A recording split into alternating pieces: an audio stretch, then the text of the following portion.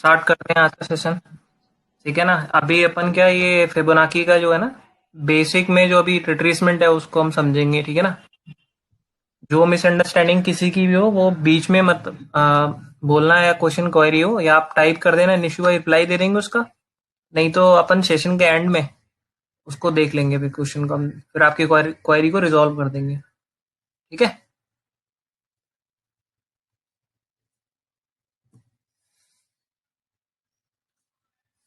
तो बेसिक तो आपको ये पता ही होगा, ये फिबोनाची सीक्वेंस, ये जो नेम है ये कहाँ से आया। ठीक है ना। तो छोड़ते हैं।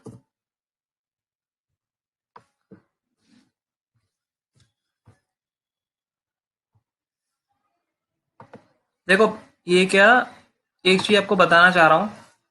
जो फिबोनाची जो रिट्रेसमेंट है ना, जो उसमें मेन लेवल्स हम काउंट करते हैं वो सिर्फ तीन ही होते हैं। ठीक है ना। ये चीज ध्यान रखना। मोस्टली जो लोग बोलते हैं कि 0.5 होता है, वो फिबोनाची कोई रिट्रेसमेंट लेवल होता ही नहीं है। ठीक है। एक होता है 23.6 और 38.2, वो भी एक्यूरेट होना चाहिए, ये ऊपर नीचे नहीं होना चाहिए, क्योंकि फिर रिट्रेसमेंट सही नहीं बैठेगा। अगर किसी मतलब डाउन ट्रेंड या अप ट्रेंड में कोई विक आती है, वो एक अलग, उसको हम कंसिडर करते हैं, लेकिन जो लेवल के ऊपर क्लोजिंग होती है, तो हम वो मैटर करते हैं कि जो हमारा परसेंटेज वहां पे फिबोनाची भी दिखा रहा है वो वहां से बाउंस हुआ है कि नहीं हुआ। ठीक है ना। और जो मेजर चांसेस जो होते हैं ना, इसमें भी एक एक थ्योरी है। ये 23.6 जो परसेंटेज दिखाते हैं इसमें, ये रिट्रेसमेंट का, ये एक होती है प्रोबेबिलिटी की कितने परसेंट रिट्रेस होगा। तो चांसेस क्या है, जैसे हम जिसमें हम एक तरीके से बोलते हैं ना, प्रिडिक्शन करते हैं किसी चीज का। तो 23.6 जो परसेंटेज होता है उसमें लगभग लगभग 60 to 65% चांसेस होता है कि वहां से अगर कोई प्राइस डाउन ट्रेंड की तरफ आ रहा है या प्राइस ऊपर की तरफ जा रहा है अप ट्रेंड की तरफ, तो या तो वो 60% चांसेस 23.6% के आसपास रिट्रेस करेगा। ठीक है ना। नहीं तो 38.2% के आसपास आकर रिट्रेस करेगा।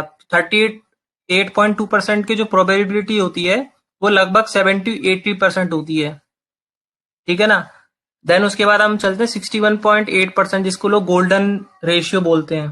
तो यहाँ पे जो प्रोबेबिलिटी होती है ना रिट्रेसमेंट की, वो लगभग 90% होती है। अगर प्राइस अगर 23% के आसपास नहीं रुका, 38% पे नहीं रुका, तो 61% के आसपास रिट्रेस करेगा ही करेगा।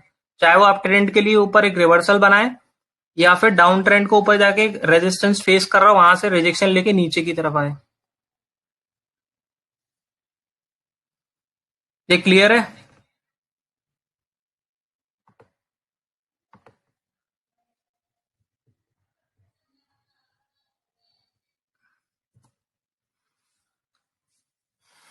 सो गाइस, ये एक इलस्ट्रेशन है। अपन कोई भी अगर एक फिबोनाची लगाते हैं, तो अपन क्या देखते हैं, जो प्रीवियस का अपना जो लोअर ट्रेंड है, जो वह फिनिश हुआ है, मतलब जहां स्विंग लो बना है प्रीवियस हाई का, वहां से हम उठाते हैं, और अभी जो करंट का हाई बना है, देन वहां से हम फिबोनाची को यहाँ से स्विंग लो से एक पॉइंट यहाँ लेते हैं, और एक स्विंग हाई का वहां पे हम इसे प्लेस करते हैं, तो हमें एक लेवल मिल जाता है। ठीक है ना। लेवल कौन से मिल जाते हैं, जो अब मार्केट जब अप ट्रेंड में जाती है तो नीचे की तरफ जाती है, तो अपने को एक आइडिया मिलता है कि कौन से लेवल से प्राइस रिट्रेस करके वहां से पुल बैक मार सकता है। समझ में आ रहा है तो आप एक काम करो, डिस्कशन में टाइप कर देना, तो देना हम आगे बढ़ेंगे।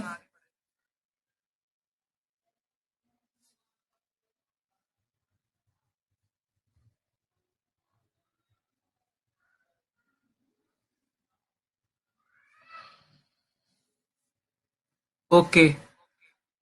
देन मैंने इसमें सब मेंशन करा हुआ है। ठीक है ना। मैं ये आपको स्टडी मटेरियल दे दूंगा, तो आप प्रैक्टिस भी कर लेना। ठीक है ना।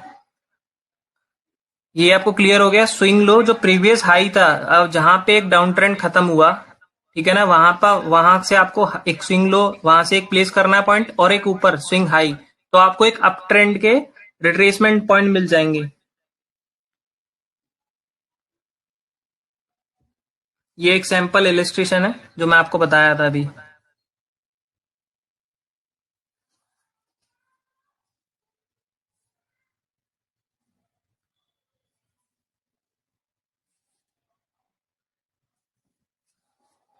जो मैंने आपको बताया था अभी, ये जैसे कि मेरा ये स्विंग लो था, ठीक है ना, यहाँ पे प्राइस यहाँ पे है, लेकिन जो स्विंग लो ही बना यहाँ पे बना, मतलब लोअर ट्रेंड यहाँ खत्म करा इसने।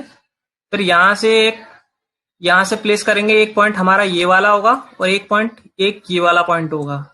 यहाँ पे हम छोड़ देंगे तो हमें जितने भी रिट्रेसमेंट लेवल है वो यहाँ मिल जाएंगे। अगर प्राइस एक ट्रेंड बना के जा रहा है और डाउन ट्रेंड जा रहा है तो अपन उसमें ये नहीं हम डिस्कशन कर सकते कि बोल सकते कि प्राइस यहाँ से ऊपर जाएगा, क्योंकि एक ट्रेंड खत्म हो गया। अपने को ये एक आइडिया मिल जाता है कि सपोज करो यहाँ पे एक टच डाउन बना या ट्रेंड खत्म करा, तो अपने को आइडिया मिलता है यहाँ से ये जो लेवल होता है, जैसे कि टू मैंने बताया 0.236 बताया था, 0.382 बताया था और एक 0.618। तो प्राइस क्या होगा, यहाँ पे जैसे ऊपर जाएगा यहाँ से पुल बैक के चांसेस, यहां से जाएगा तो पुल बैक के चांसेस, यहां से आएगा तो देखो एक पुल बैक बना यहाँ पे। लेकिन क्या हुआ, मार्केट में एक बोलते ना ट्रेंड ही चेंज हो गया था, अब ट्रेंड खत्म हो गया था, अब ये प्राइस डाउन ट्रेंड की तरफ आ रहा था।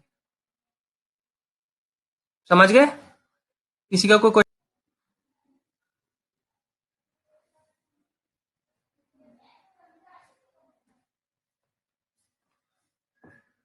ओके गाइस, देन ये डाउन ट्रेंड का है, एक इलस्ट्रेशन है। यहाँ पे जैसे क्या हुआ, जो प्रीवियसली मैंने दिखाया था सेम पैटर्न लिया है मैंने, ठीक है ना। लेकिन अभी क्या ये ज्यादा पुराना चार्ट नहीं है, अभी रिसेंटली कुछ ही 2-3 महीने पुराना चार्ट है। देखो ये एक स्विंग हाई हो गया, मतलब यहाँ पे एक ट्रेंड खत्म हो गया। अब यहाँ से क्या हुआ, एक रिवर्सल आया, ठीक है। यहाँ पे क्या हुआ अपने को, ये एक स्विंग हाई मिल गया और एक स्विंग लो मिल गया, मतलब यहाँ पे ट्रेंड खत्म हो गया, ठीक है ना।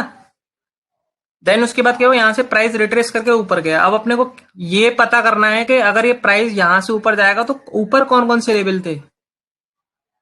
तो देन उसके लिए हम क्या करते हैं, एक सेकेंड, ये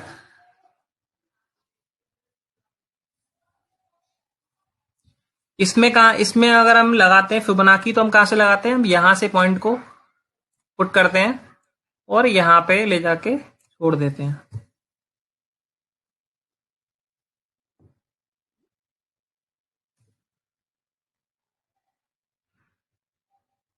हाँ, डाउन से नहीं, नहीं, वो अप ट्रेंड के लिए है, डाउन से अप ट्रेंड के लिए।